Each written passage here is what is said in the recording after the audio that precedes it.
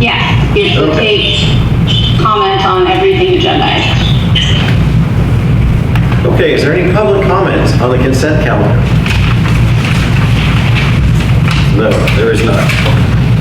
So we'll move on to item 9.1.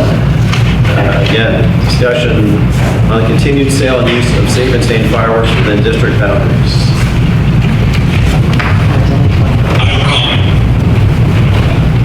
Okay, please go ahead with your comment. On the December 4th meeting, I would like to see an ordinance banning fireworks for 5 years in San Miguel as a test to see if we can eliminate illegal fireworks. If you make all fireworks illegal, the sheriff will be able to come out here, they'll be able to enforce the law, it will be simplified for them, because anybody using any fireworks will be violating the ban. And I think that that's the best course of action before we end up like Paradise or any of Pacific Palisades or any of these other communities that burn to the ground because of the wind and the heat and the lack of water. Templeton. Okay, so that's... Templeton's probably not going to have fireworks ever again. Right. And I can't blame them. Yeah, can't either. But I would like to at least see a 5-year ban. And when the fire code comes forward in February, should we decide by then that we don't want fireworks at all, then we'll just put that right into the fire code. But I would like to see a ban on fireworks, a vote on December 4th. I second it. We have a request and a second, if that's what you need. Well, we need public comments. Yeah, I understood. I'd like to do the dash. They can provide direction. Okay. Do you have a comment as well, other than a second to his request? No, on my notes, I had the same thing, that he just spoke about. Ban all sales of fireworks within the district. Okay. And the use of fireworks. Yeah. That means they can't go somewhere else and buy them and bring them in. Right, sale and use, understood. Okay. Do you have anything from staff on this item, or are we just discussing it? We have public comment. I don't have anything particular for it. Okay. But We have public comment on this item. so we have the written public comment if there's no in-person public comment. Then please go to the written public comment, and I'll make a comment after that. So the first one is to the San Miguel C.S.D. board. I'm writing from the heart to ask that we continue to allow safe and sane fireworks in our community. For so many of us, these fireworks are more than a fundraiser or a tradition. They're memories with our families, moments of joy with our kids, and a reminder of what makes San Miguel feel like home. We all want our town to be safe, but safe and sane fireworks are not the problem. Illegal fireworks are. Taking away the legal ones won't stop the illegal use. It will only take away the one safe, controlled option for our community. Our community has always counted on local nonprofits rely on these fireworks sales to keep them functioning. Removing them would hurt the very people who work hardest to make San Miguel the caring, close-knit place it is. Please don't take this tradition away from us. Instead, let's focus on stronger enforcement against illegal fireworks while keeping the safe, regulated ones families are here cherished. Thank you for listening and for caring about the community. Sincerely, Claire and Tracy, San Miguel resident.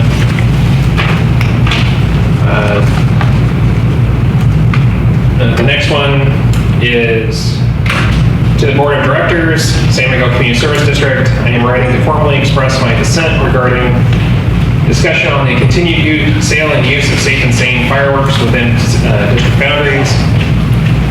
Reason for my dissent: 1, fire danger in San Miguel. And San Miguel is real and escalating. San Miguel is high-risk fire zone, and the recent events show the danger clearly. Number one, they're bullet points, but a horse died last year after panicking from fireworks. A brush fire nearly caused an evacuation. We have historic buildings that are at risk of burning down like Templeton. Illegal fireworks were launched all across town, including right next to the fireworks stand. This endangers the firefighters in the booth. San Miguel is the only place in the entire county that continues to sell fireworks, even though the county says it's unsafe. Does this affect our insurance rates? Question mark. These incidents have already happened here. They are not theoretical risk. Number two, enforcement has weakened despite increasingly illegal activity. For years, the fire chief confiscated illegal fireworks. Recently, the enforcement has stopped, even as illegal fireworks have increased. Reduced enforcement during rising fire danger puts the entire community at risk. Emergency services were overwhelmed. A sheriff's deputy publicly stated in July that fireworks activity in San Miguel was overwhelming. She spent her entire night stuck in town on fireworks-related calls and a fire. She stated she couldn't. John. Hey, John. Lost connection. Okay. She stated she could not patrol the rest of her assigned region. Fireworks in San Miguel pulled resources from the rest of the county. Number four, revoked or non-compliant nonprofits have been permitted to sell. In the past years, fireworks stands have been operated under nonprofits that IRS records show were revoked or not in compliance. This exposes donors to potential misrepresentation and fraud, creates uncertainty about where funds go, and places the district in position of appearing to authorize fundraising that may not be lawful.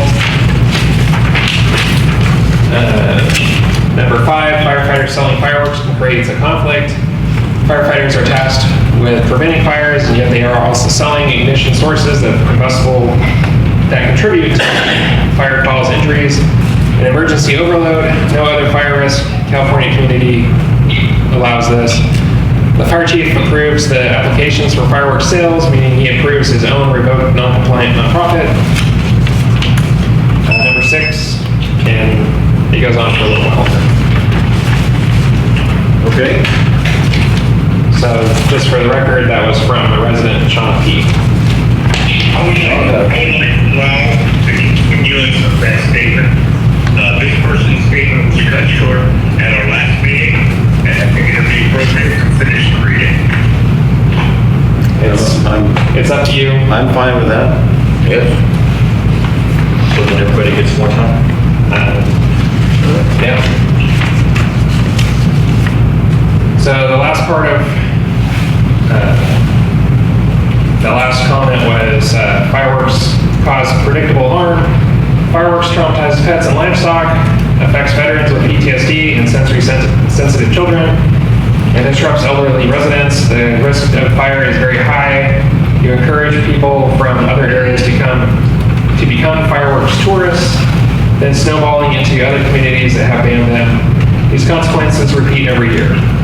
The request is I respectfully ask the board to reject continued fireworks sales, reinstate enforcement of illegal fireworks, verify nonprofit compliance before approvals, and pursue safer celebration alternatives.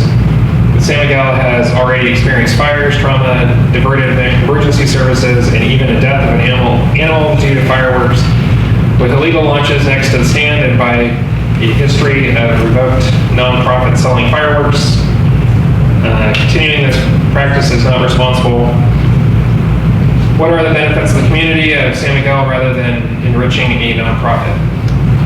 My dissent is based on one principle: San Miguel deserves protection, not preventable danger. Thank you for your time and attention. San Miguel resident, Sean. Thank you. Thank you. That was the end of the complaint. Okay. Okay, yes, back to the board. You had some direction, John, and Owen seconded that direction. Is there any other public comment? That was it. Is there an empty room? No, people here. Okay. Well, I received several letters through the general manager, and are we reading all of those, or because they all said they wanted to be entered into public comment?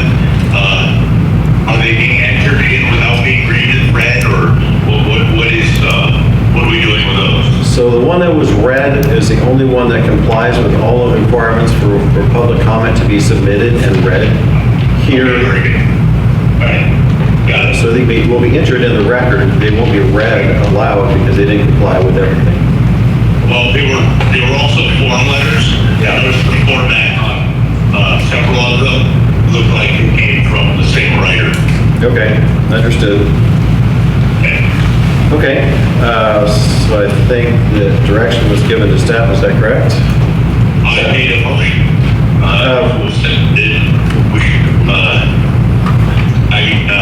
You can't take action, right? So it wasn't a motion. We can't make a motion, but we can direct staff to bring it back for December 4th. So my understanding of the direction is to bring back an ordinance on December 4th to ban the fireworks for 5 years. That's my understanding. Use the sale of same fireworks for 5 years. Yeah, ban the sale and use of safe and sane fireworks. I don't know who made one comment, but if you outlaw all fireworks, then we can get the sheriff out here and we can get rid of illegal fireworks. We can at least try, and at least our fire department isn't going to be blamed for buildings burning down caused by fireworks. Okay, that to me is troubling. I understand the comment that we had.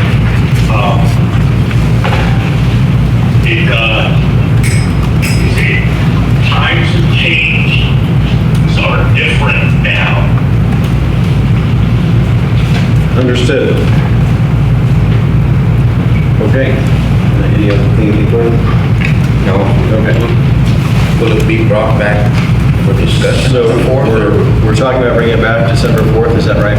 An action item. Action item. So the way it would work is we would have a draft ordinance on December 4th for the first reading, assuming that there's no changes, or if there is changes, those will be discussed with staff. We would make those changes for final approval on December 20th, or sorry, December 18th at the regular meeting. Yeah. Okay. So if that pathway is acceptable, then we'll pursue that pathway. So it can't be brought back as an action item for December 4th to be approved. If you want to have a resolution, stating that, then we can bring that, but we can't amend an ordinance in one meeting. It has to be a first and a second. Okay. And give us the description of the enforceability of a resolution versus an ordinance. You can't have a resolution that conflicts with an ordinance and won't be any good. So we have to do it through the ordinance. Okay, very good. Thank you. Okay, thank you. Thank you. Okay, well, moving on to item number 2, discussion on district administrative office space, potential alternatives to relocate the offices away from the Machado wastewater treatment facility for administrative staff. So this item was requested by Director Green and Director Davis to relocate the administrative office from the wastewater treatment plant where it is located currently to another space. In the staff report, provide some recommendations on potential options from renting a space to buying property and building something, or buying an existing property with an existing building and remodeling it for our needs. So tonight, since we can't officially vote on anything, we'd be looking for some sort of direction to bring this back with more information potentially on one of the options. One of the options is to rent a space, virtually the only space downtown, which is 1271 Mission Street, and enter into a long-term lease with that property owner and move the offices to that location. Second option is to provide directions to me to find a vacant parcel in order to build an office space downtown, which would take several years to get that point, but to move in that direction. Or to locate a parcel with an existing building and with discussions with that property owner to bring potential purchase to the board for that. If we rent a space, Again, the only space that we know of at this moment is 1271 Mission Street. It would cost approximately $40,000 in one-time upfront cost to modify the space by build the cubicles or buy cubicles. Configure the space for our administrative use. Potentially $2,500 a month rent with additional $400 a month in utilities and insurance. The first year, if we move there, would be roughly $74,000 on the high end. And subsequent years would be roughly $34,800. If we do move the administrative personnel from the treatment plant, we will still need some form of an office for operators, especially as we move into construction and we continue into long-term operation of the new treatment plant. So the recommendation would be to either continue leasing the building you're leasing or buy it outright and end the lease. The last estimate was approximately $150,000 for that building. That was last year, or about 6 months ago, I guess. We could buy a new building, a new modular office to put down there, but given the uncertainty of what that looks like into the future, I would not recommend that at this point. If we do buy that modular, there is a high likelihood we would be able to recoup our costs. If we build something else, then we'd be able to resell that. If we buy a property and build something there, we're looking at between $150,000 to $500,000 for a property, and then probably another $150,000 to $250,000 in design work and environmental work. And then after several years, probably looking at about $100,000 a square foot, which is prices currently for public buildings, and probably looking into the millions of dollars for a new building, if we were to build it. Aside from that, the other option is to find a property with an existing building, purchase that, and remodel that into what we need it to be. Currently, we don't have any specific properties that would work well for. There is a property that may be available soon that we could be looking at. However, I don't have any potential costs on that property, and again, it's not available right now, so it's not something I can really divulge. Okay. So really, those are the three options. We're just looking for direction on which way the district would like to go, given the costs and potential amount of time it would be there. Okay. You had something, Director Green? Yes, I have give us three options just enough. Yes. Yeah, I have a fourth. What is Should that? we discuss? Nancy? Yes. Yeah. Okay, my concern is for exposure to employees and the public coming onto that property. It's inappropriate, it's not done anywhere else. My suggestion would be that we move our 3 office staff workers back to the firehouse, move the fire chief's office into the temporary housing unit, and because the plant is going to be under construction, Kelly can take up an office in a contractor's trailer. And it'll cost the district nothing. We'll save $2,400 a month on renting that building that should never have been placed out there at the plant. We don't have to buy anything. We don't have to move anything. We just do it. Well, that's an interesting option. And you mentioned buying furniture. Do you not have office furniture now? So we do have office furniture. All the staff obviously have their desks.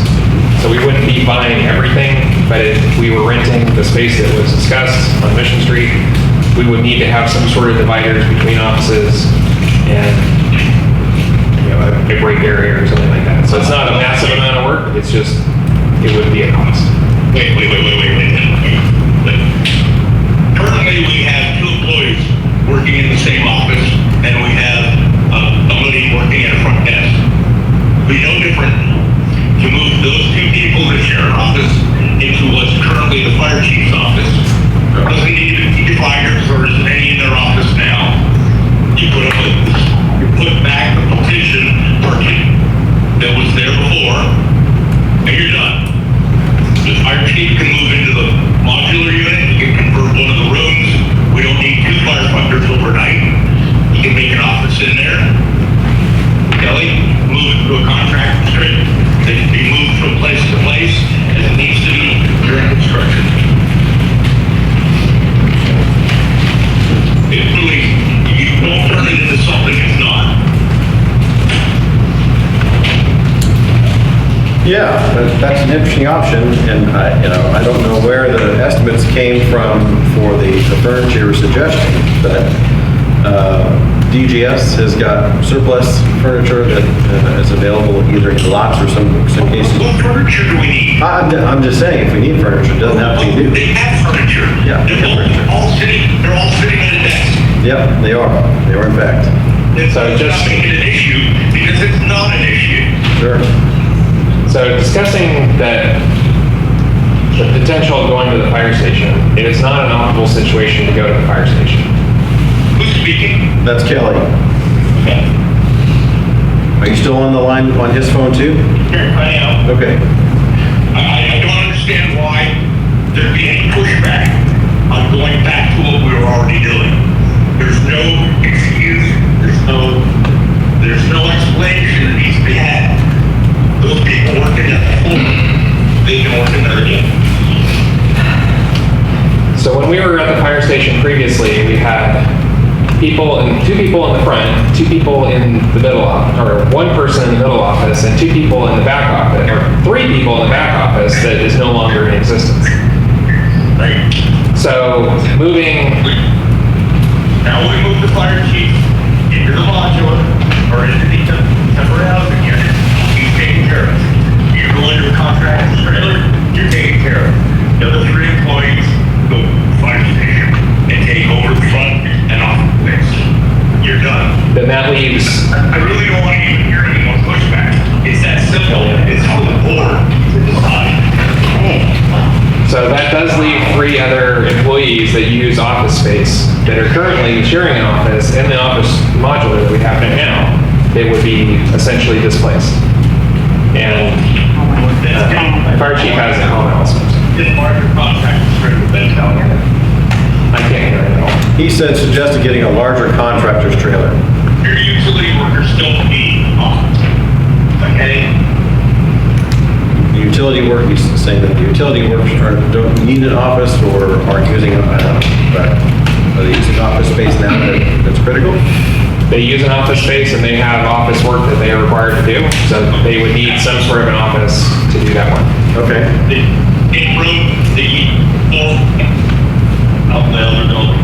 So you broke up there for a second, John. I said there's another office space in the metal building where the camera equipment used to sit up, and that's plenty big for people to write their reports. They may not all fit in there at the same time, but I've never seen all of them in there at the same time anyway. So I really don't want to hear more pushback. I want the board to decide. I think really the only viable options would be some form of what John is suggesting, and Director Reed is suggesting, or the 1271 mission. All the rest of them seem like they're pie in the sky, and there's no money for that to happen even in the distant future that I can see. Yeah. I don't know what comments you've got. Well, like I said, I agree with John. Like, we don't need, if we move the staff down to the fire station or over across the street to 1271 Mission Street, we don't need, I think you said, how much you paying a month for that one you got down there, that big one? Well, the one that we have right now is $2,200 a month. $2,200 a month. Okay. What do you think contractor's trailer would cost? I want outright, and sell it when we're done. Yeah, right. I don't have a cost for that. It would be less than buying the one we have, probably. Yeah. But I don't know what that would cost right now. Right. So if we're, They make tractors trailers that have 2 doors. Okay? You can put a partition up inside of that. And your workers that do paperwork, they don't all do the paperwork at the same time. They come in and they use the shared space in the $2,200 building. Okay? So let's not pretend that we need 3 offices for them. Right. that wasn't what I was insinuating. What I was insinuating was that they needed an office space. That's fine. It's So- a desk. They need a desk, down, and write something. They don't need office space. Okay. It's a fact you got along really good with that single one that you had down there for a long time until all the fighting and feuding went on and somebody had to get out of the fire station, so, you know. I have comments. When you're ready to hear them. All right, Director Green, you got anything else? No, that's all I have. I'd like to see you come back at this December 4th meeting. Okay. With, as an action item. Okay, well, we're going to take some public comment here. Do you have anything else, Director? No, it's, The fire chief has a staff. Yeah, okay, please, go ahead. Good evening. So, there's so much to speak on, but we could go to the beginning as to why people moved out of the fire station. And that was due to a code enforcement violation that dated back to 2003. There's a staff report that gives you the whole lineage of that. What you're failing to realize is the actual operation of the fire department, how the fire department functions now.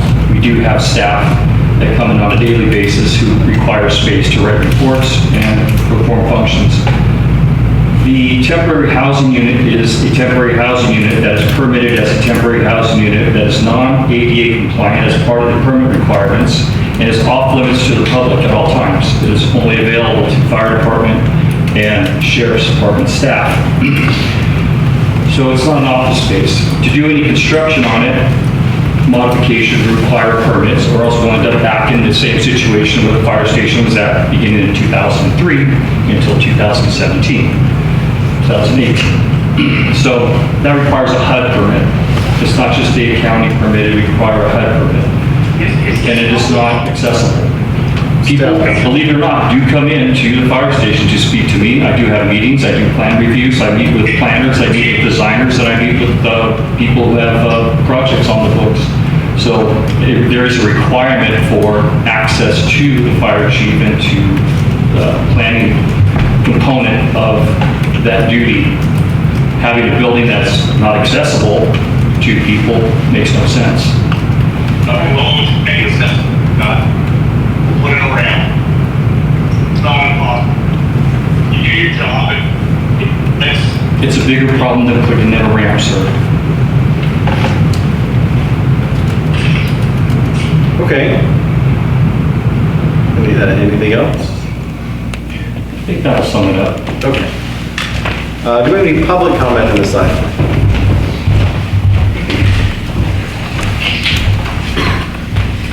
I would like to make a public comment about this, and something that was disclosed to me, I wasn't aware of it when I was a director, but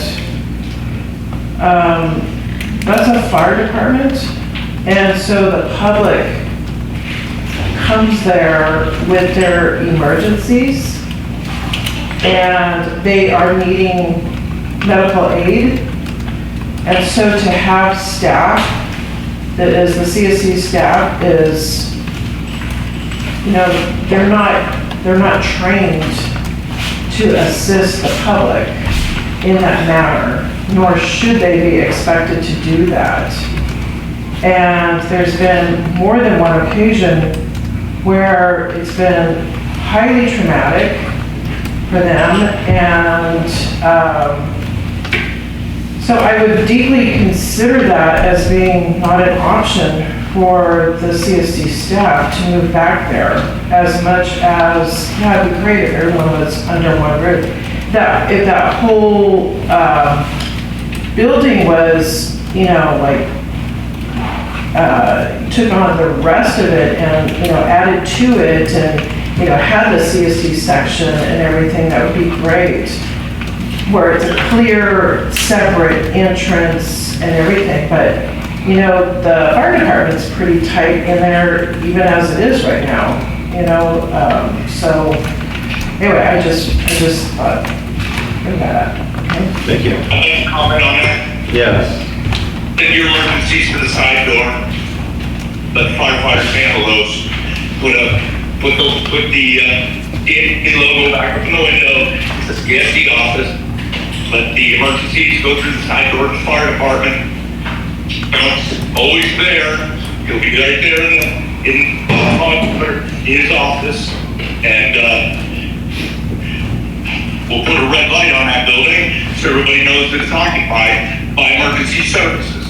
Right now you have a red light on the building and there's nobody there. Got it. That's true. Any other So public? all they gotta do is go to the side for emergencies. Okay. Any other public comment on this item? We have a written public comment. Okay. So I would like my comment read aloud. Why is the board wasting taxpayer money trying to move the CSD office? Why does John Green and Owen Davis think this is a good use of our money? They still won't put the booster pump on the agenda to get it shovel ready. I hope that the rest of the board recognizes the $34,000 a year plus setup and cost for a remote CSD office is a waste of money. That money would be used to fix our infrastructure, for example, getting the booster pump shovel ready for a grant. Shouldn't staff time be better used fixing problems? Our town deserves better. Keep the CSD office where it is and stop giving in to John and Owen's waste of money and staff time. Jay Brown, San Miguel resident. Okay, so I'd like to comment to that. We're not any money received. And if you'd like to speak to the booster pump, has nothing to do with it. If you could please address that for us.